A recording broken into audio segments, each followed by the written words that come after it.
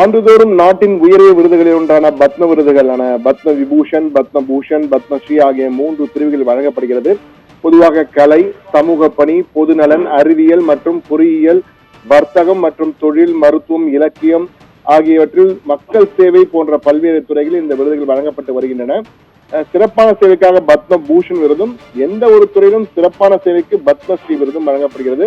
ஒவ்வொரு ஆண்டும் குடியரசு தினத்தன்றுதான் இந்த விருதுகள் அறிவிக்கப்படுகின்றன. அது ஏப்ரல் அல்லது மார்ச் அல்லது ஏப்ரல் மாதத்திலே அந்த ஆண்டே அந்த விருதுகளை வழங்குவது குடியரசு வழங்குவார். இதுதான் வழக்கமாக இருந்து வருகிறது. இந்த ஆண்டும் அது போன்ற அறிவிப்புகள் வெளியானது.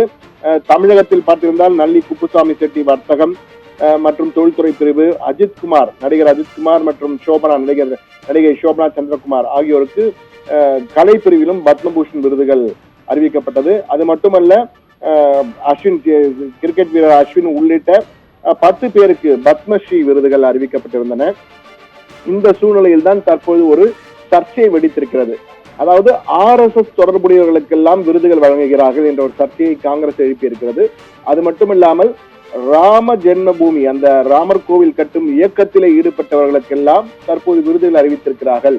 இது திட்டமிட்டு ஓரவஞ்சனையுடன் செயல்பட்டிருக்கிறார்கள். இவர்களுக்கு விருதுகளுக்கு தகுதியானவர்களா என்பதெல்லாம் சரியானவர்களா, தேர்வை RSS காரர்களுக்காக தேர்வு, இந்த பத்ம விருதையை அவமதித்து விட்டார்கள் என்ற வகையிலே காங்கிரஸ் கட்சி வெளிப்படையாக குற்றம் சாட்டியிருக்கிறது.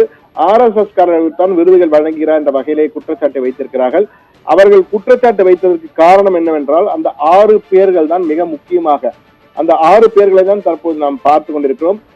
முதலாக நீங்கள் பார்த்தீர்கள் தற்போது சாத்வி ரிதம்பரா பத்மபூஷன் விருதுக்கு இவர் பரிந்துரைக்கப்பட்டிருக்கிறார். ராமர் கோவில் இயக்கத்திலே முன்னிலையில் இருந்தவர். இவர் இந்த இயக்கத்தில் முன்னிலையில் இருந்தார்.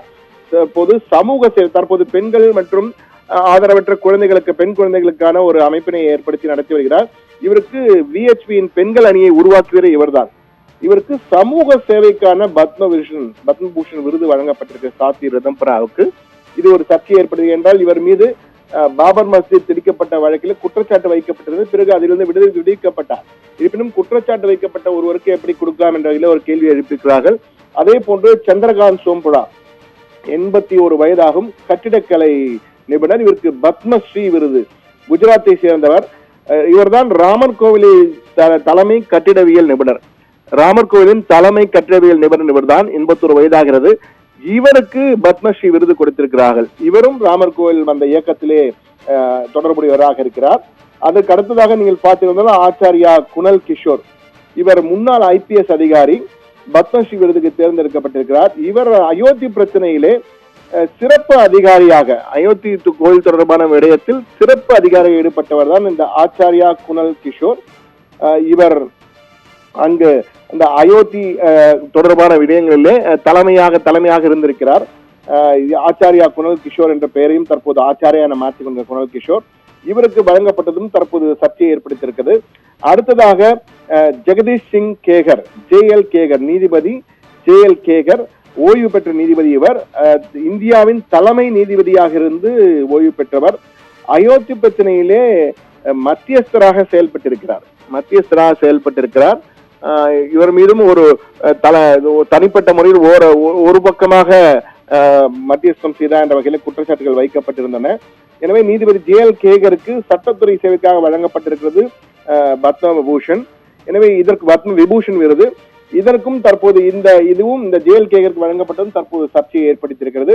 அதே போலவே CS வைத்தியநாதன், தமிழகத்தை சேர்ந்த CS வைத்தியநாதன், இவருக்கு பத்மஸ்ரீ வழங்கப்பட்டிருக்கிறது. இவர் ராமருக்காக கோர்ட்டிலே வாதாடியவர். இந்த அயோத்தி பிரச்சனையின் போது ராமர் கோவிலுக்காக, லார்ட் ராமுக்காக வாதாடினார். எனவே இவருக்கு வழங்கப்பட்டதும் தற்போது சர்ச்சையை ஏற்படுத்தியிருக்கு. CS வைத்தியநாதன் ஏன் வழங்கினீர்கள், இவரும் அந்த கோவில் தொடர்பான விடயங்கள் இருக்கிறார் என்ற வகையிலே இவருக்கும் அந்த சர்ச்சையை ஏற்படுத்தியிருக்கு. அதே போன்று அடுத்ததாக ஞானேஸ்வர் சாஸ்திரி டேவிட், இவர் ஒரு வேத விற்பனர். இவருக்கும் இலக்கியவாதி, இலக்கியம் மற்றும் கல்வி என்ற வகையிலே பத்மஸ்ரீ வழங்கப்பட்டிருக்கிறது.